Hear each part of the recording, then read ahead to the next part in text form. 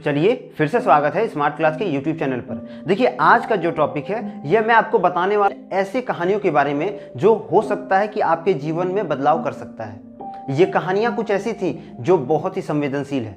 देखिए आज का जो समय है, इस भागती दौड़ती हुई जिंदगी में लोग इतने मतलबी हो चुके हैं कि यदि रास्ते में कोई हम दुर्घटना देखते हैं तो वहां लोगों को बचाने के बजाय हम वहां से कट लेते हैं, वहां से निकल जाते हैं।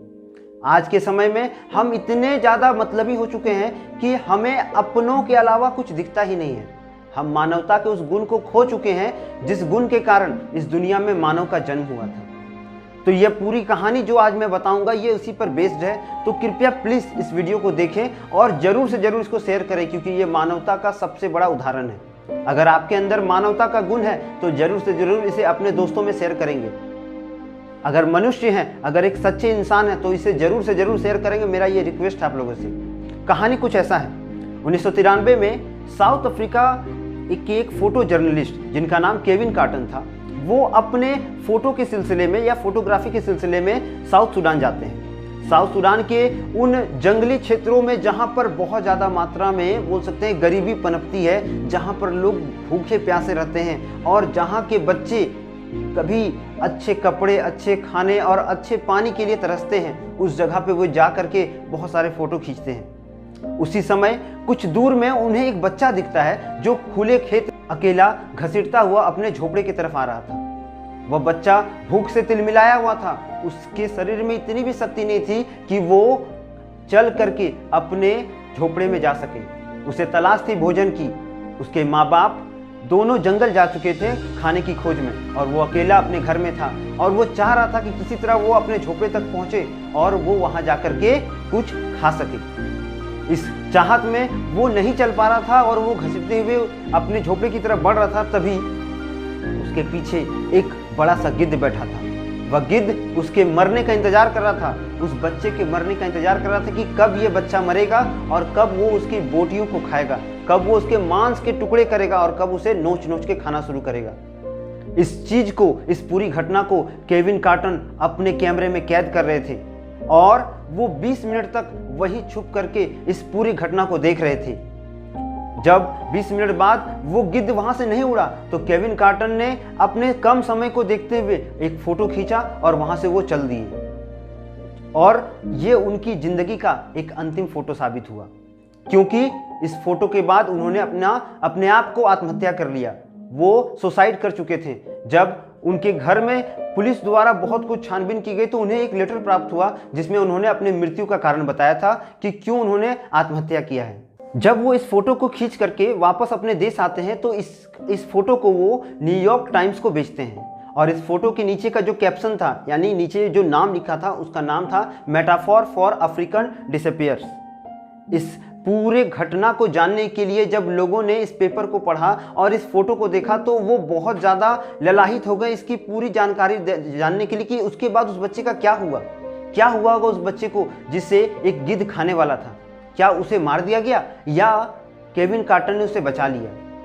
जब सभी ओर से ये आवाज़ें उठने लगी तो इस फोटो को एक बहुत बड़ा ऊंचाई मिला। यह फोटो धीरे धीरे फैलने लगा और इसी फैलने के कारण इस फोटो के जिस तरह से ये फोटो प्रसिद्ध हुआ, जिस तरह ये फोटो बहुत ज़्यादा मात्रा में लोगों का पसंदीदा बन गया और एक चाहत बन गई इसके पूरे कहानी को जानने के लिए, तो इसके लिए केविन कार्टर को पुलित्ज़र पुरस्कार मिला।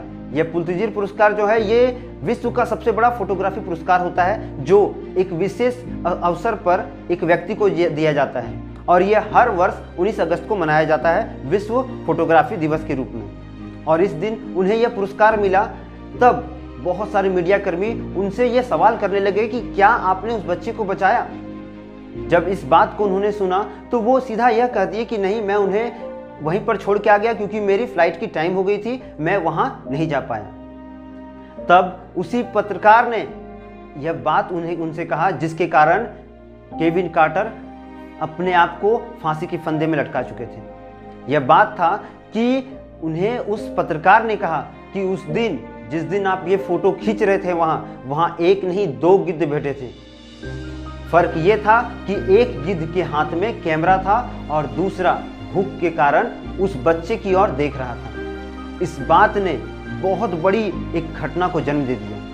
केविन कार्टर इस बात को समझ चुके थे कि कहीं न कहीं उन्हें इस बात के लिए कोसा गया, उन्हें ठेस पहुंचाया गया कि आपने बढ़ करके उस बच्चे की सहायता क्यों नहीं की, उसे उस हालत में क्यों छोड़ के आ गए। और इस चीज़ ने केविन कार्टर को इतना ज़्यादा डिस्परेट कर दिया, इतना ज़्यादा वो डिप्रेशन में चल गए कि इस फोटो के 3 महीने बाद उन्होंने खुद में आत्महत्या कर ली। उन्होंने खुद से आत्महत्या कर ली और वो उनका ज़िंदगी का एक अंतिम फोटो था। यह बहुत ही दर्दनाक घटना थी जहां पर उस बच्चे को छोड़ दिया जाता है, बस एक मतलब के कारण उसके फोटो को लिया जाता है और इसे न्यूयॉर्क के टाइम्स अखबार में बेच दिया जाता है। देखिए, दूसरी जो घटना है ये है नाइजीरिया की। नाइजीरिया में डेनिस एड नामक एक व्यक्ति है जो एक एनजीओ चलाते हैं। इस एनजीओ को एंजा रिंगरेन लोवेन और उनके पति चलाते हैं। ये एनजीओ बच्चों के, जो खास करके नाइजीरिया जैसे गरीब देशों में जो बच्चे अपने स्वास्थ्य और अपने गरीबी के कारण आगे नहीं बढ़ पा रहे हैं, उन्हें बढ़ाने का ये एनजीओ काम करता था। और डेनिस एड ने एक मेल किया एंजना को, जिसमें उन्होंने उस मेल में एक ऐसे बच्चे की फोटो दिखाई जिसे पूरा गांव छोड़ चुका था। वो बच्चा मुश्किल से 3 से 4 वर्ष का था और उसे गांव का कोई भी व्यक्ति छूता नहीं था। उसे एक बोल सकते हैं गांव के बाहर में फेंक दिया गया था और वो बच्चा जो भी मिलता था वो खा करके अपना जीवन यापन करता था। उस बच्चे का स्थिति को देख करके एंजना जो थी वो जरा सा भी नहीं रुकी और तुरंत वो पहुंच गई नाइजीरिया। जब नाइजीरिया के उस गरीब गांव में वो पहुंची तो उन्होंने उस बच्चे को देखा तो वो रोने लगी। वो बच्चा पूरी तरह कमजोर और कुपोषित हो चुका था। जब लोगों से इस बारे में बात की गई कि क्यों उसे बेदखल कर दिया गया उनके समुदाय से, उस बच्चे का क्या कसूर था, तो उन लोगों ने, नाइजीरियन लोगों ने यह बात कहा कि वो बच्चा पैदा से ही कुपोषित था और उस गांव में यदि कोई कुपोषित बच्चा पैदा होता है तो उसे डायन का बेटा मान करके उसे छोड़ दिया जाता है, उसे गांव से बाहर कर दिया जाता है। इस बात को सुन करके एंजना का मन परिवर्तन हुआ। उन्होंने तुरंत ही जाकर उस बच्चे को गोद में ले लिया और उसे पानी पिलाया। उस बच्चे का जो शरीर था वो बहुत कमजोर था, उसकी पसलियां दिख रही थी, उसके चमड़े का जो रंग था वो उसकी हड्डियों से चिपक चुका था, उसके चारों ओर हड्डियों का ढांचा दिख रहा था, चमड़ा बस उस हड्डियों को ढकने लायक था। एंजना ने उसको कुपोषण को दूर करने के लिए बहुत बड़ा कदम उठाया। उसने तुरंत ही उस बच्चे को वहां की सरकार से गोद लिया और उसे अच्छी देखरेख दी और एक मानवता और एक अच्छे इंसान के बदौलत उसने उसकी सहायता की। 2017 की यह घटना बहुत ही ज़्यादा संवेदनशील थी क्योंकि उस बच्चे की जो स्थिति थी, आप फोटो में देख सकते हैं कि क्या उस बच्चे की स्थिति थी। और एंजना ने अपने ट्रीटमेंट और अपने मेडिकल टीम के साथ उस बच्चे की पूरी सहायता की और 2 वर्ष बाद उस बच्चे का एक नया चेहरा हमें वापस इंटरनेट में देखने को मिला।